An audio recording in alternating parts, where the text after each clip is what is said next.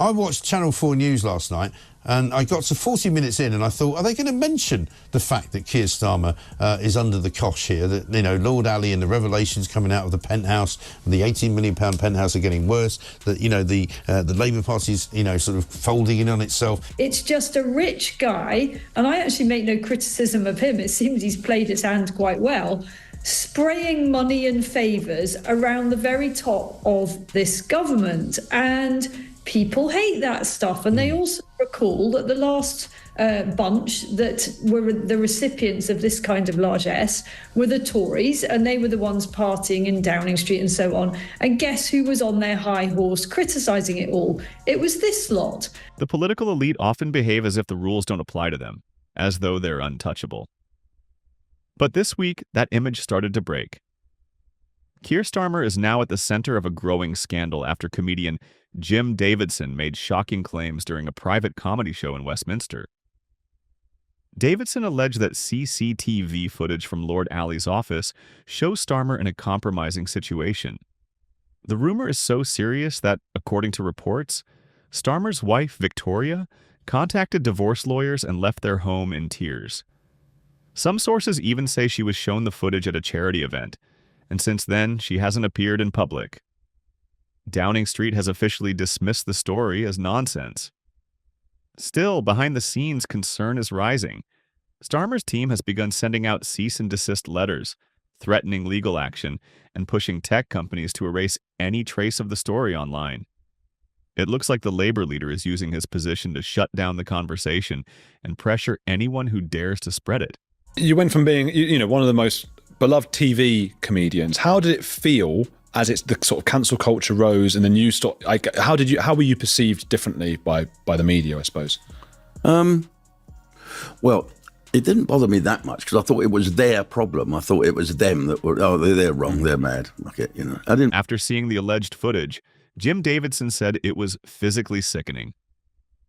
That's a heavy accusation, especially against someone like Keir Starmer, who built his reputation on calling for honesty and integrity in politics. Now he's facing the very kind of scandal he once promised to fight. Inside the Labour Party, nerves are growing. Some members are already whispering about ways to push him out, seeing him not only as a political liability but also as a danger to the party's future and even the country's stability. And just when people thought Davidson's claims were fading away, he struck again with an even harsher attack, accusing Starmer of secretly relying on a wealthy backer and protecting fake asylum seekers. And that is, for me, possibly the worst and most damaging aspect of this story. That this is a guy who is leading our country, who is the representative of the United Kingdom at the United Nations. He's not the head of state, but he's, the leader of the nation. He has lived a complete lie. I mean, I've said earlier today in the show, I don't know what he gets up to with Lord Alli. I don't know what he does for hours and hours on end at this flat that they seem to be happy to share. People are becoming more frustrated with Keir Starmer and his party, as new details come out about his ties to Lord Alli and the strange events linked to that luxury penthouse. What's making the public even angrier is the way big networks like Channel 4 and the BBC seem to be ignoring the story, which has raised serious doubts about whether they're being neutral. To many, it feels like there's a coordinated effort to protect Starmer from facing the public. The connection between him and Lord Alli, especially the way the penthouse has been used for political gatherings, hasn't gone unnoticed. And when Labour figures like West Streeting are spotted holding fundraising events there, it only adds fuel to suspicions that something isn't right. In the same penthouse. I mean, this is unbelievable to me. So I think there is something bigger going on here, and it's annoying because I don't know what it is. And I know that the lobby of political journalists at Westminster feel the same. All of us instinctively feel that there is some big fact here that we're not being made. I mean, I'm going to ask the question because nobody else will. Is it some kind of sex thing, do you think? So there have long been rumours about Keir Starmer's private life, and they certainly aren't to do with any kind of doubts over his sexuality, if I can put it delicately. Okay. They are to do with his past. People are especially upset about a donation connected to climate policy that wasn't properly disclosed. Making things worse, Starmer has been accused of recording public messages from Lord Alli's luxury penthouse while pretending he was at home. This has raised big questions about honesty and transparency, not just about Starmer himself, but about Labour's leadership as a whole. What worries people most, though, is the growing lack of trust among voters. While some of the personal allegations remain unproven, there's still a strong feeling that the public isn't being given the full truth. Commentators like Isabel Oakeshott have even suggested that parts of Starmer's past are being deliberately hidden by the media, fueling suspicions that something important is being kept from the public. Because it's really quite easily understood. It's just a rich guy, and I actually make no criticism of him. It seems he's played his hand quite well, spraying money and favours around the very top of this government. And people hate that stuff. And they also recall that the last bunch that were the recipients of this kind of largesse were the Tories, and they were the ones partying in Downing Street and so on. And guess who was on their high horse criticising it all? It was this lot. Keir Starmer's leadership is once again facing heavy criticism, this time over his ties to Lord Alli and the use of a lavish £18 million penthouse. The controversy has left many people feeling that something deeper and possibly darker is going on. More and more, the details just don't seem to add up. The issue started when Starmer defended staying in Lord Alli's luxury flat, saying it was to give his son a quiet place to study for GCSEs. But the timeline doesn't line up. Reports suggest the family stayed for 7 weeks, well past the exam period. That's raised the obvious question: why remain in such an extravagant property for so long?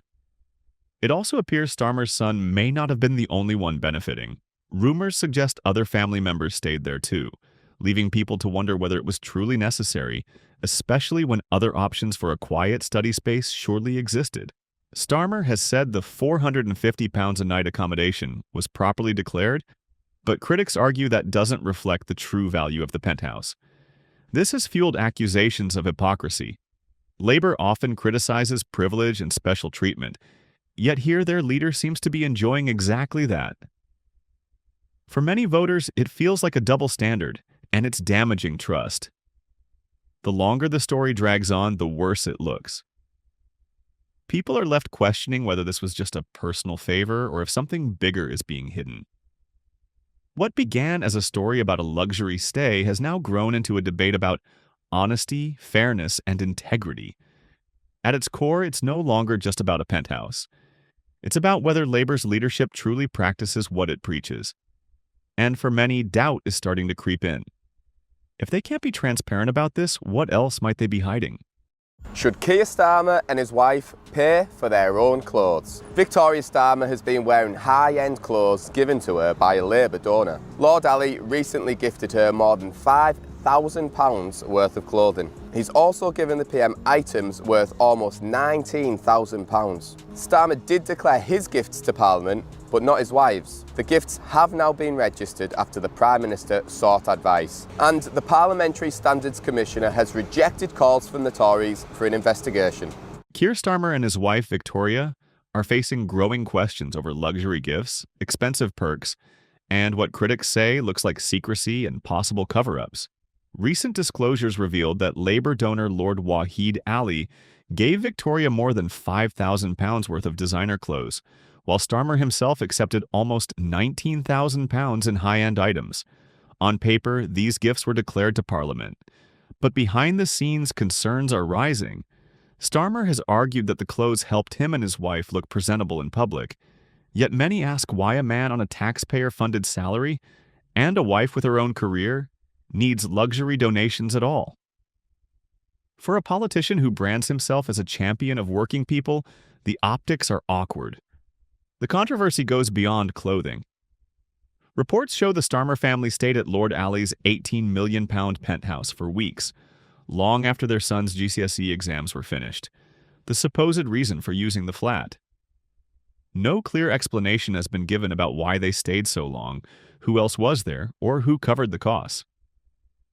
Attempts to get answers have been met with silence, deflection, or even alleged attempts to suppress information.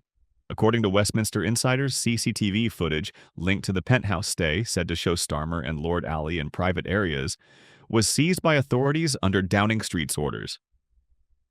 Starmer's team insists the footage is irrelevant, but critics accuse him of abusing power to keep damaging evidence out of the public eye.